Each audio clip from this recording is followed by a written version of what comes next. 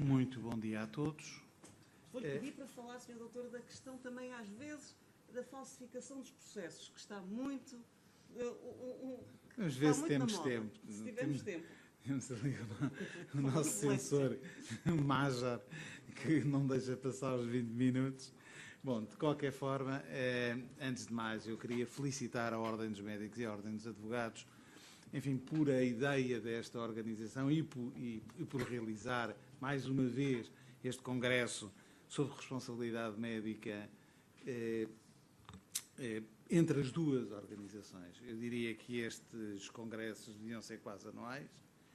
Não deveríamos estar aqui, por exemplo, em Coimbra, ali na casa do professor André Pereira. O processo clínico dá para uma pós-graduação, é o processo clínico e o segredo médico, se não me engano. O consentimento informado dá outra pós-graduação, por isso os 20 minutos aqui é para dar uns tópicos e para dar umas ideias. Enfim, a minha prática com o Sr. Bastonário e com a Ordem vai-me, ou pelo menos ditou-me, que para os médicos que aqui estejam presentes, eu talvez possa ser útil ao dar aquelas dicas que têm a ver com, no fundo, as informações que semanalmente, dia sim, dia não, acabamos por ir dando aos médicos sobre as várias questões que aqui aparecem. Mas, enfim, para além destas felicitações, eu queria, enfim, agradecer a honra que me deram de estar aqui, enfim, entre estas figuras todas que fazem parte do quadro principal do direito da medicina em Portugal e cumprimentar também os membros da mesa, os outros membros da mesa, enfim, que me ajudarão certamente também nesta manhã e que vos ajudarão fundamentalmente a vocês. Ora bem, falando do tema, para não perder mais tempo, eu, como vos disse, trouxe aqui o processo clínico numa perspectiva muito prática, numa perspectiva de explicar, enfim, não só muito rapidamente, algumas coisas novas que a Ordem dos Médicos tem vindo a fazer. Como sabem, há um novo estatuto, há um novo código deontológico, há novas formulações e uma linguagem nova e normativos deontológicos novos sobre esta e sobre muitas outras matérias, mas queria-me focar naquilo que é o acesso à informação da saúde.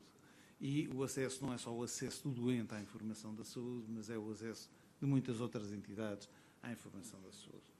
Comecemos então,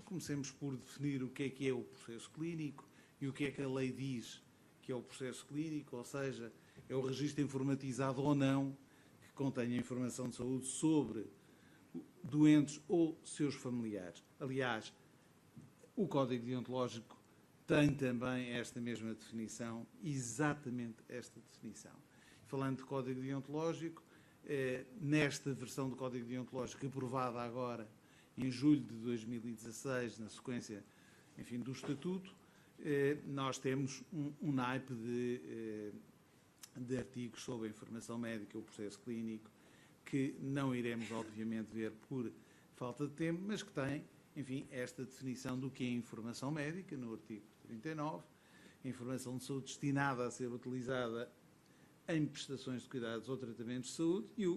e a noção do processo clínico, exatamente como está na lei da informação da saúde. Enfim, eu diria uma verdade de lá para Alice, mas que infelizmente não ocorre, que é o processo clínico deve conter toda a informação médica disponível que diga respeito ao doente. Para quem está nos tribunais, sabe que não está, que de facto toda a informação clínica disponível não está. Muitas vezes os médicos descuidam de ver documentação, mas isso veremos mais à frente e sempre rapidamente. Ora bem, mas o processo clínico, a ficha clínica, tem que finalidade? Nós, advogados, quando estamos em tribunal, temos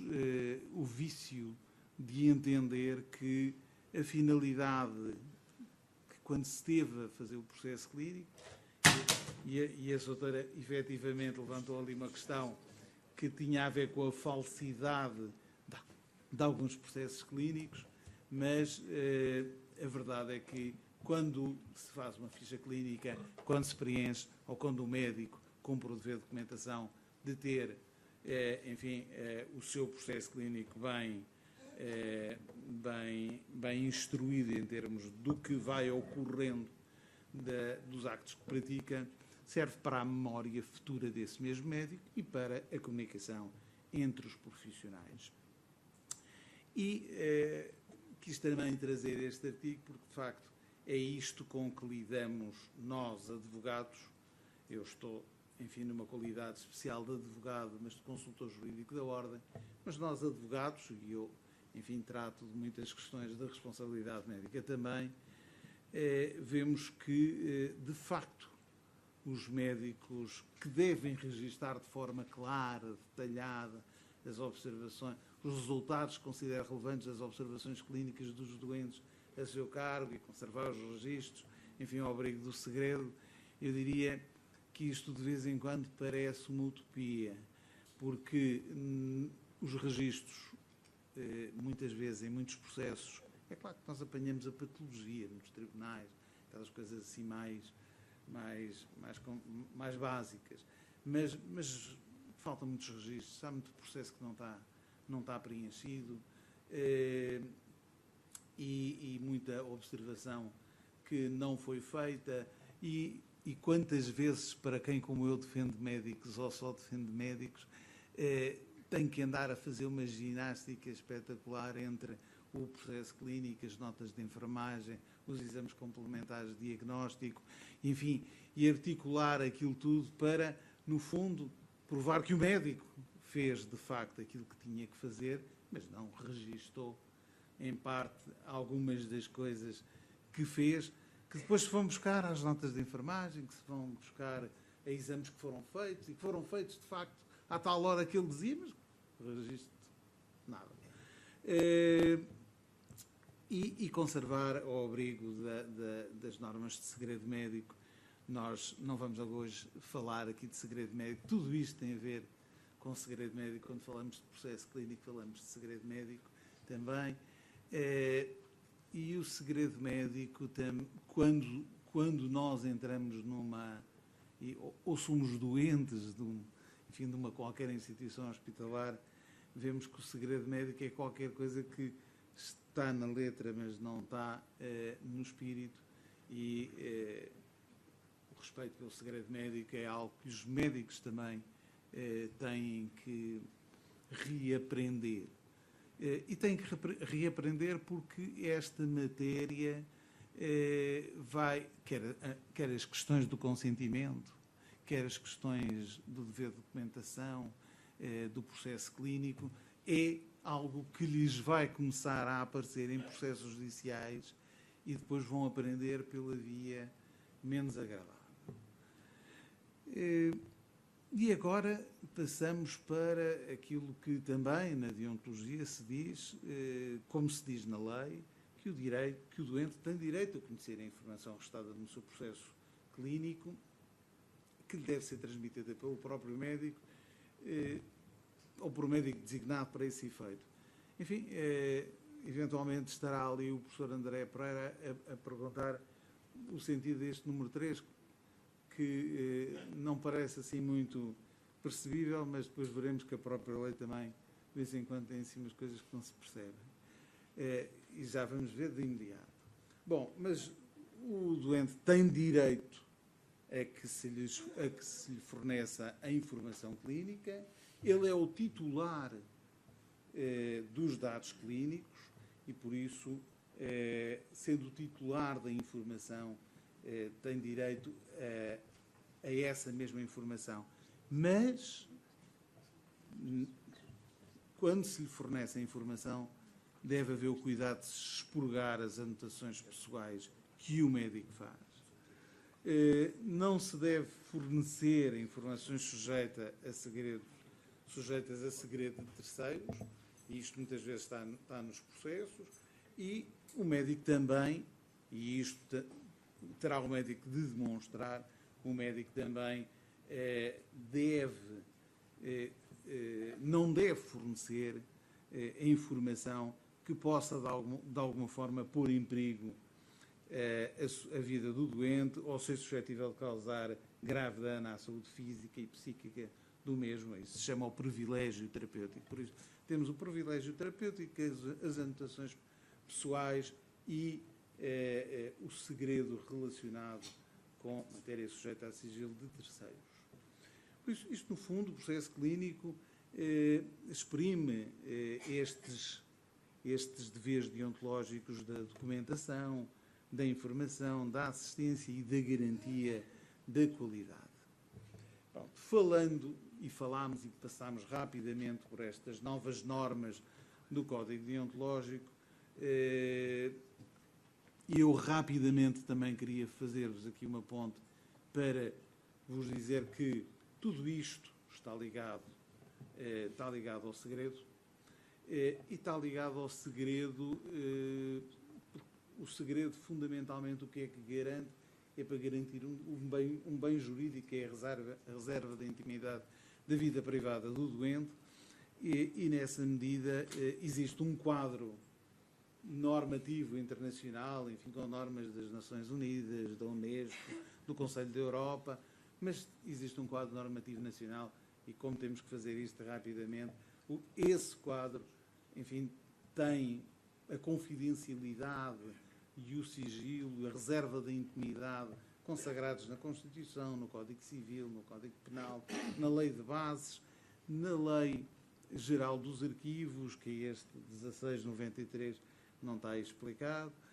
no Estatuto da Ordem, que também resulta de uma lei, e no Código Deontológico da Ordem. E pronto, e agora vamos então ao acesso, e começando por ver as normas do acesso. As normas do acesso para o Serviço Nacional de Saúde, por isso para o setor público, sejamos simples, são estas, ou seja, o doente tem acesso direto à informação, é um titular da informação, tem acesso direto à informação e essa informação só deve ser intermediada, ou só é intermediada, por médio de se o doente a requerer. Salvo se não se conseguir apurar a vontade do titular, então, nesse caso, pode ou tem de haver uma efetiva intermediação de médico. E também existe nessa lei, atenção, estamos a falar de uma lei que é esta 26 de 2016, só vai entrar em vigor no dia 1 de outubro. Mas eu trouxe-vos porque, enfim, para a semana ela estará em vigor. Ainda está em vigor uma outra lei, enfim, eu diria quase moribunda, que vai ser revogada por esta, e esta trouxe alguns reforços que eu julgo importantes. Enfim, também se fala aqui que há acesso, no caso de acesso por terceiros, o consentimento, mediante consentimento do titular dos dados, deve ser comunicada apenas a informação expressamente abrangida pelo instrumento de consentimento. Nos demais casos de acesso por terceiros, só pode ser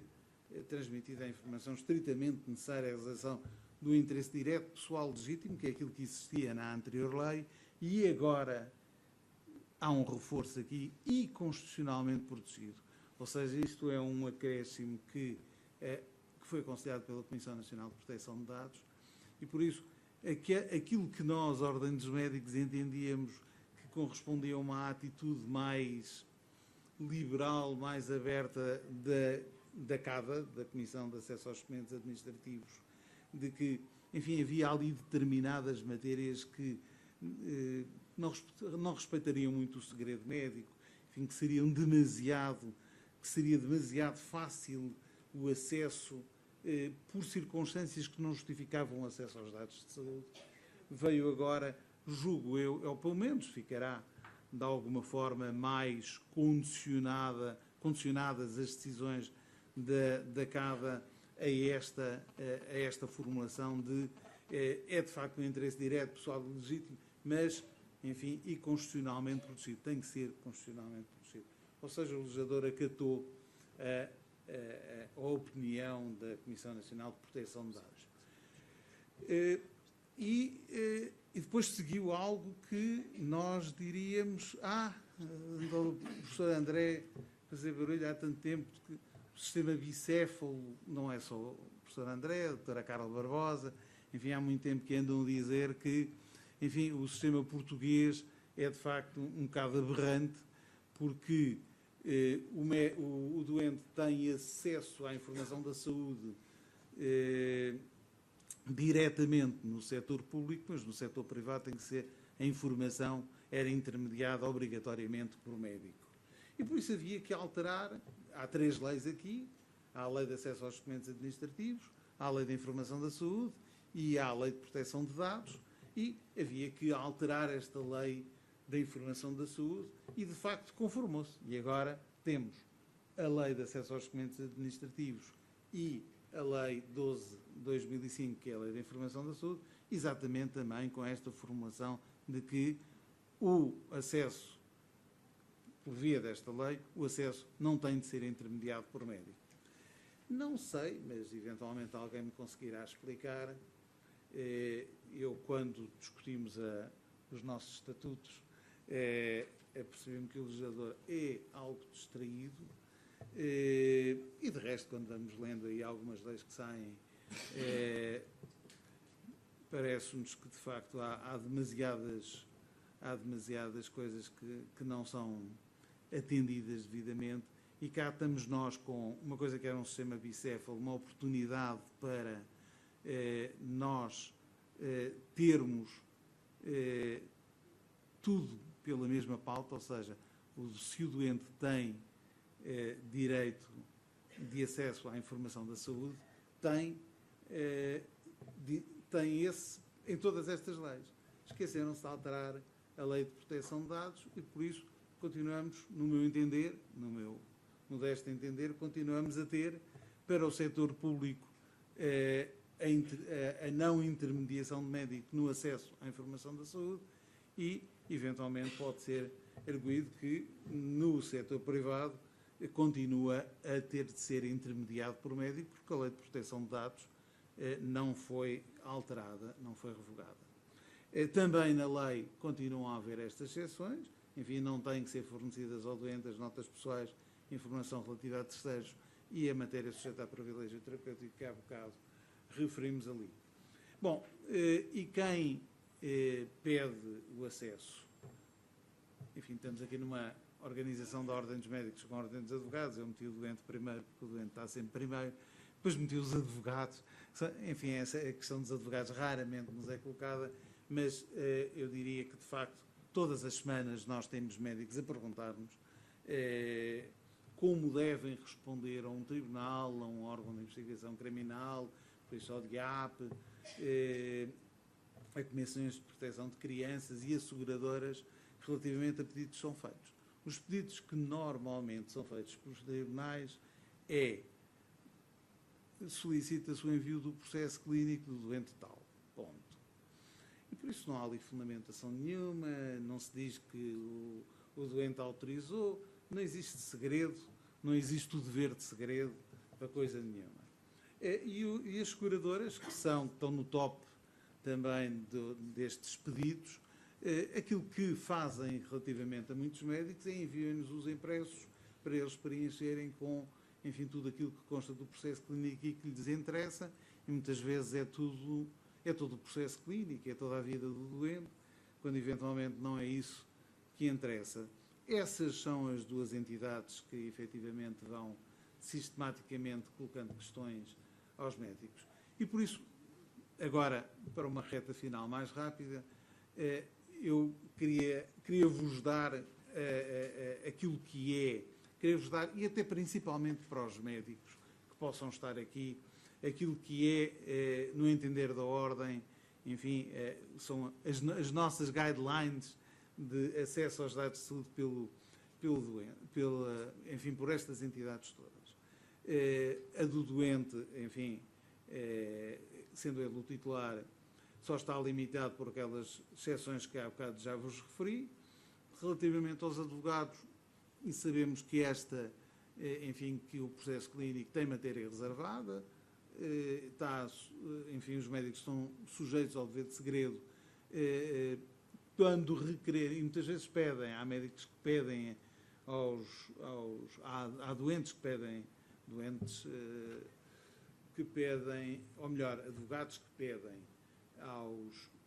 aos médicos o processo clínico de determinado doente e não juntam uma procuração com poderes especiais exatamente para aquele fim, e nós temos que aconselhar o associado da Ordem a dizer, pois, mas está bem, poderemos fornecer para meter uma ação judicial com certeza, mas junto a procuração com poderes especiais para esse efeito. Quanto às autoridades judiciárias, a posição, em síntese, muito útil é esta: a assistência de informação pedida à autoridade judiciária é admissível desde que o despacho da autoridade judiciária seja fundamentado e especifique os motivos determinantes do pedido, por forma a permitir que o médico ou o diretor clínico possa pronunciar-se e ponderar a relevância do pedido, podendo, nos termos legais, escusar-se. Ou seja, aquilo que é fundamental é que o tribunal, e nós temos tido uma recepção muito boa por parte dos tribunais relativamente, enfim, às posições que os médicos vão assumindo a Conselho da Ordem, que é o tribunal tem que fundamentar o seu pedido de dados clínicos, tem que fundamentá-lo para que o médico possa ponderar entre a prevalência do dever de segredo ou a prevalência do dever de colaboração com a Justiça. E isso, na maior parte das vezes, não é feito. É claro, quando os tribunais são interpelados, têm tido, de facto, esse cuidado depois de fundamentar. Normalmente, para simplificar, aquilo que nós aconselhamos aos médicos é que os médicos peçam ao tribunal ou ao próprio doente que dê a autorização para veicular ao tribunal os dados clínicos, e isso evita, obviamente, tudo o resto. Desde que haja o consentimento do doente para veicular os dados clínicos, não necessitamos de mais nada. Caso contrário, não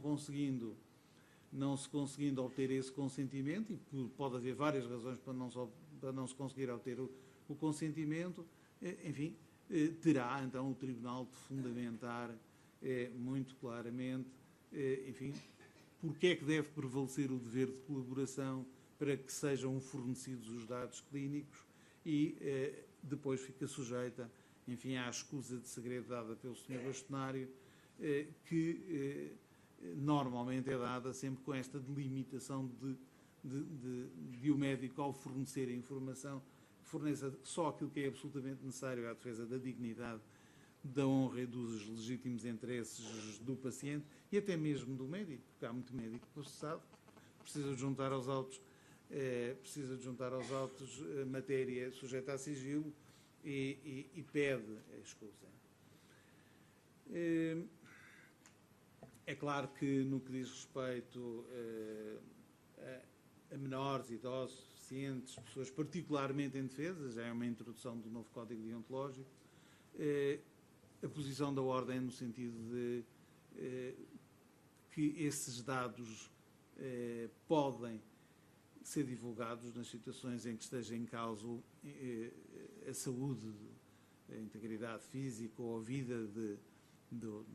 dos incapazes. Isto estende-se também a alguns pedidos que são feitos pelas Comissões de Proteção de Crianças e Jovens, mas há aqui até uma norma especial no Código Deontológico da Ordem que permite que o médico, até, enfim, conhecendo estas situações, sem intervir a própria Ordem, comunique às autoridades competentes, de facto,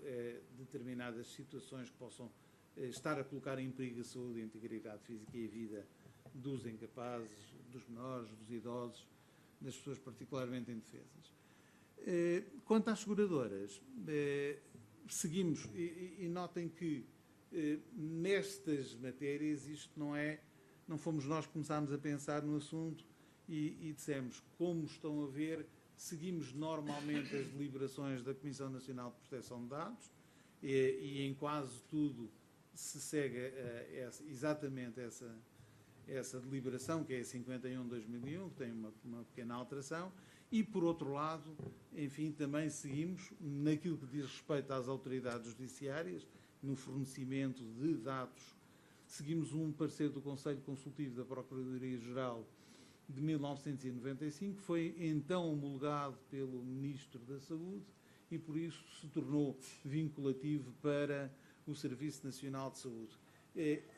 Este resumo que aqui estamos a fazer está, obviamente, sustentado não só nas deliberações da Comissão Nacional de Proteção de Dados, como também nesse parecer que estava licitado da Procuradoria-Geral. E aqui, uma vez mais, relativamente às seguradoras, nós seguimos essa linha, que só o consentimento expresso da pessoa pode legitimar o fornecimento de dados de saúde à companhia de seguros, que o consentimento deve ser autónomo, por isso deve-se perceber que o segurado foi informado, foi esclarecido e que estava a autorizar, efetivamente, que a seguradora acedesse exatamente aos dados clínicos dele e a que tipo de dados clínicos, nessa dimensão, então,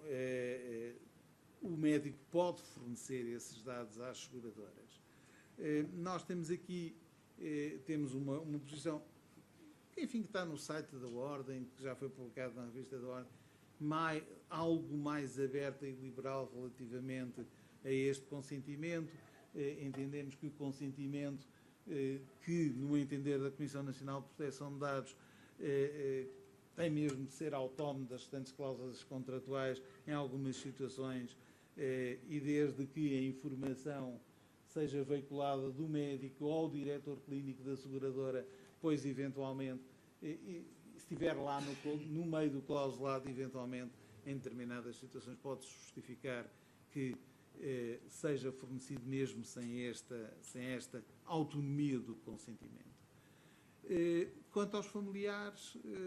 enfim, os familiares no acesso ao processo clínico têm direito a aceder apenas ao relatório da autópsia ou à causa da morte, e em determinados casos concretos, que é aquilo que nós aqui dizemos, obviamente quando é para exercer direitos por via de responsabilização civil, disciplinar ou penal, os prestadores de cuidados de saúde têm, obviamente, direito a aceder à informação para esse fim, exclusivamente para esse fim, e até, enfim, se for invocada outras questões, como seja, enfim, questões relacionadas com a genética, que pode ser relevante para a própria vida da pessoa que pede o acesso à informação. E não vos vou incomodar mais, fico ao dispor depois para a discussão que virá certamente.